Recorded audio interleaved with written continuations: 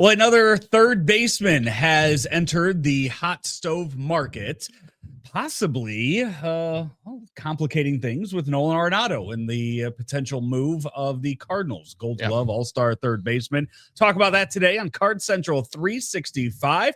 Joe Roderick, Ryan Fagan with you here on STL Sports Central, and all content brought to you by DraftKings, where the crown is yours. Ryan, we learned Friday morning, that Munetaka Murakami, the stud third baseman from Japan, is going to be, he's posted that he's going to be a free agent. So now teams have 45 days to negotiate with him. The 25-year-old slugger, 30 lefty, has topped 30 home runs in 5 of his full 7 seasons over in the Japanese league, which are only 144 games. But he is going to be a top commodity in free agency, where there already is another all-star third baseman that we know that's a free agent, Alex Bregman. So that does, I mean, if you're Chaim Bloom, like, that's, Brendan and I kind of talked about it earlier this week. Yeah.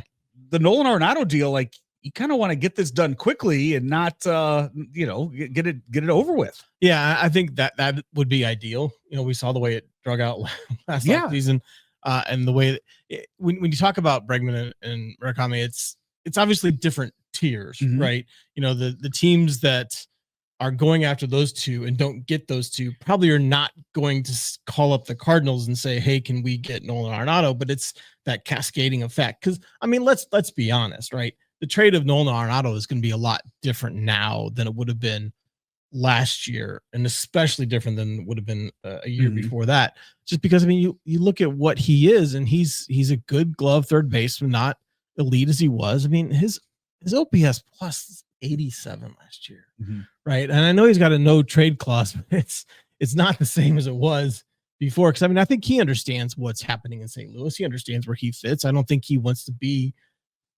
in the way. He was kind of in the way this last year, but it didn't really matter. Right. He would be in the way, I think, this year, and he understands that, and that's why he's been open about that. He feels like it's probably the best for things to move on. So he's not going to be able to say, trade me to the Dodgers or trade me to the Blue Jays or trade me to these teams that are in the World Series conversation. It's got to be a chance to play. Yeah. Right. So does that bring in teams like the Angels? 2 years ago, the thought of the Angels being a suitor for Arenado probably would have laughed at. And now it's a different conversation now. And, outside of the 20 games that Rendon would play at third base for the Angels, not even I'll take the under. Nolan Arenado would just, he would fit right in there with that team. But you look at, a guy like Murakami is kind of looks at projected to be maybe a first baseman when he comes over to MLB, but he did play third base and obviously could DH. But it's Bregman that is, I think, also going to really muddy up all of this, because it does. I mean, right now, it just, there's so many things that GMs have into play with this. It's okay, you can go out there and get Nolan Arenado. Maybe we don't have to eat much of his contract. Maybe the Cardinals will. They're just trying to get rid of him. Then we'd have other money to go out there and spend on these other free agents. Bregman projected to get about 6 years, $160 million in his next deal. Murakami, 8 years, $180 million is what's projected for his contract. So if you get Arenado, it's a 1-year thing, and that's another thing that kind of comes into play too. There are teams out there right now where you don't know if they're going. I don't know if we know, or those teams have kind of decided what they're going to do moving forward. But because right now both of these teams, I guess, if you put you have the odds in front of you for Murakami. I would imagine very similar. Where are the Tigers on that list? They're down in the 20 something 25 to 1 range. So like that would be, and that's a team, right? That's where the range were. But that's a team where it's like, okay, if they decide they're going to keep Skubal, this year, not trade Skubal this offseason, the Tigers would be a great fit for any of these third basemen to make another run into the playoffs for next year. To make one one more run before he leaves free. Right. Which if you have a guy like Arenado who's only 1 year deal, 1 year left on his deal, that would be great because hey, we have Scuba, we have Arenado. Maybe with that money, with the money we're not spending on either one of them, you can go out and get another big free agent with that too, and then third base, and really improve that team. So, but if the Tigers trade Scuba, then there's no point in them going after any of these third basemen. Which would, I mean, honestly, would kind of bring Arenado back into the conversation for them because they wouldn't be paying that much money, so they could bring him in. And they aren't you only going after Arenado though? If you think you really, if you're a contender, you don't. He's think so? Not what he was. He's not. But the guy it's a Gold Glove. It's a Gold Glove caliber third baseman that you can put right there in the 7th spot in your lineup and be set. Is that he, though? A number 7 hitter that you can put in the lineup every day. I don't think so. For what he does defensively. Yes, I mean maybe, but like because of the cost to acquire him and the cost to pay him, you can do that even if your goal is 500. I guess is my point, right? Because he's not the piece that's going to put you over. He's the piece that's going to maybe help theoretically stabilize a little bit, get you to that point. So I think when you're looking at when you're looking at teams that could acquire him, it's not the ones that were in the conversation last year. Like even the Astros, they almost made the trade. I mean, that's a similar scenario. I don't think they're as interested this time around, unless it's a scenario where they're just giving up nothing and paying nothing. And I don't think the Cardinals want to do that. Right. And then that's where kind of the thing comes, it comes into play. Like right now it's 45 days for a guy like Murakami. You have that window for that, where the Cardinals, it's again, okay, hey, do we take the first, and this is kind of a question I asked Brendan the other day, like, you take the first phone call and say, okay, we're done, we're good. And we have everything set in place for the rest of our off season. Yeah. Like Arenado's gone, or do you go into the off season? Like the example I gave with Brendan the other day, like if you have a whiteboard up there with your depth chart up there for the 26th season, is Arenado's name even on that list? Like you are just going into it with, hey, he's not a part of this team. Yep. We're going to find a home for him at some point. I think it shouldn't be. And I think if you're Arenado, I think you're looking at a couple of things. Like, are you accepting a trade? Yes, you probably are. But are you accepting a trade? Are you looking for somewhere where you can be a part of the conversation at the corner and third base or a contender? Or are you maybe even considering a team like the Angels that would let you play every day so you can reestablish? Because I mean, Arenado still believes in himself. Like, I don't think there's any doubt.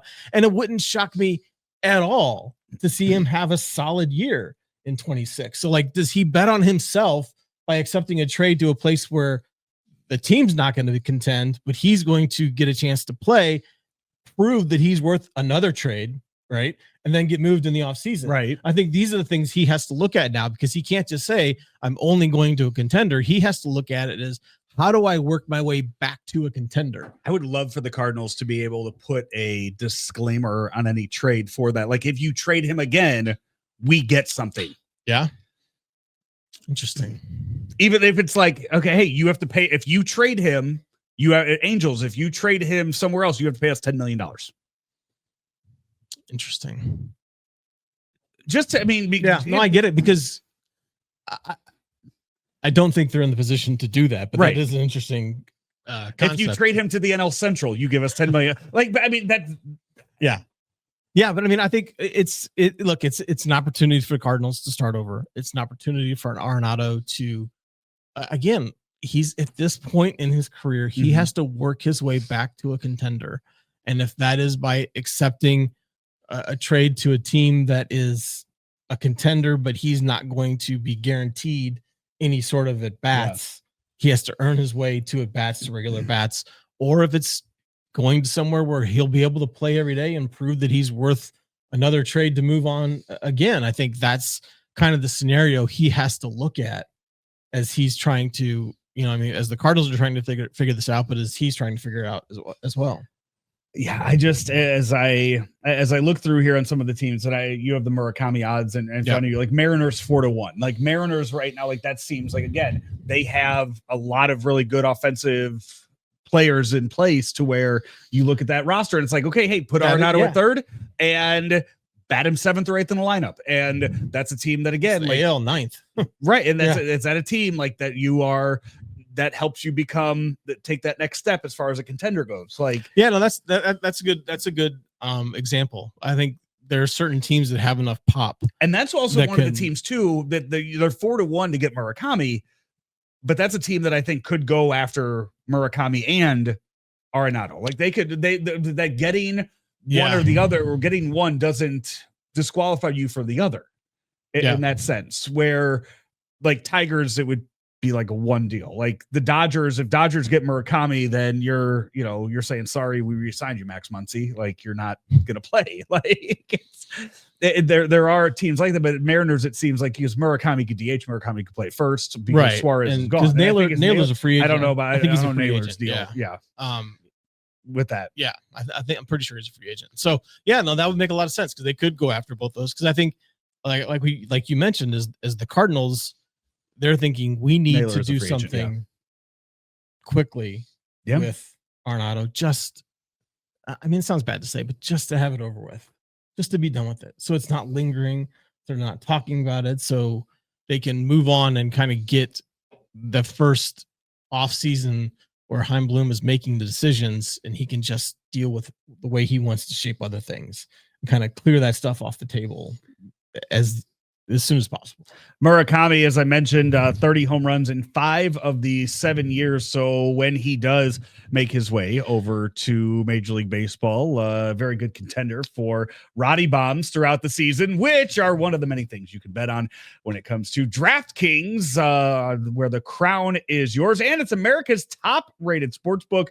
And starting on November 17th, 10 days from now, you can create your DraftKings Sportsbook account in Missouri and get ready for launch day on December 1st. And when we go live on December 1st, use that promo code STL Sports. Place a $5 bet, unlock $300 in bonus bets when we go live again on December 1st in partnership with DraftKings Sportsbook, America's top-rated sportsbook. Gambling problem? Call 1-800-GAMBLER. 21 and over. Physically present in Missouri. Eligibility restrictions apply. Bonus bets expire 7 days after issuance. Excludes customers who redeem pre-launch sign-up offer. Terms at sportsbook.draftkings.com/promos. You and I really, it seems like we are disagreeing on the offensive potential of Nolan Arenado. Like, numbers don't lie. I get it. Potential. It's one of, yes. It's what he's done the last 3 years that has taken that value. And I just kind of look at it as a case of that new team bounce. And also not having, when he was here, he was asked to be a 4 or 5 hitter.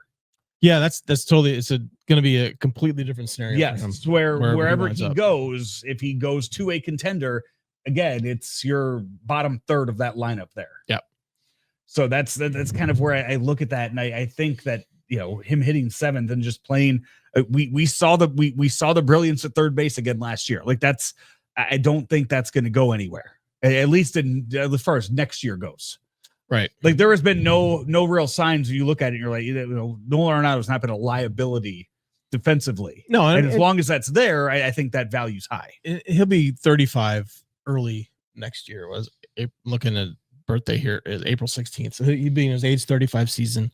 He's seen a pretty precipitous drop. And then sometimes we do see bounce back years, but generally speaking, once players kind of start to lose that pop in their bat in their mid 30s, and in his case, it kind of went away in early 30s, 32, 33 season.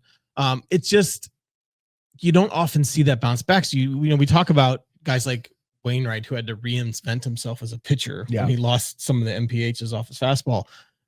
Arenado's kind of in that same situation, right? You got to become a different type of hitter. And he's been good at going to the opposite field. He feels like a guy who can adjust and do these things.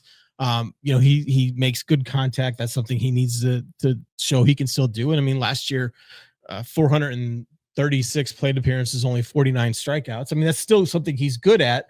He just has to kind of amplify those things he's still good at and not worry so much about the other part of it. Other third baseman that will be out there in free agency, as we mentioned, Eugenio Suárez from the Mariners. He'll be out there as a possibility. I would guess. I mean, if I'm Suárez, I'm going to the Rockies, and I'm trying to see how many home runs I can hit in Denver, and then Can maybe he hit get 75? traded away. Like, just go there and just launch home runs and just try to get a step closer to 500 on my career. Like, just hit go 50 there in the first before the trade deadline. Yes. And then go somewhere else, and then just go right back there and just keep doing that. Yeah. And try to get to 500 home runs and make the voters tell you you're not a Hall of Famer after that. And then another Japanese name to watch, Kazuma Okamoto. First time saying that name. Good job. I don't know. I don't think I got it right. I think I got about 80% of it right. So yeah, and then there are other guys on the list. Like, I mean, Jan Moncada can play third base. Kike Hernandez can play third base. Luis Urias, Gio Urshela. I mean, there are a lot of names on there that used to not be in the conversation with Nolan Arenado, and now they are. Yeah. Right. So I think that's the challenge. We've talked about how it would be best for the Cardinals if they could make this move quickly. That's going to be tough, right? It's going to be a challenge to do that. Bloom has to be very motivated to make that happen, and to have found that trading partner early. We will find out how motivated he is as hot stove season rolls along and new names get added to the list each and every day. And we'll be here to talk about it with you each and every day on Card Central 365. He's Ryan Fagan. I'm Joe Roderick. This is STL Sports Central.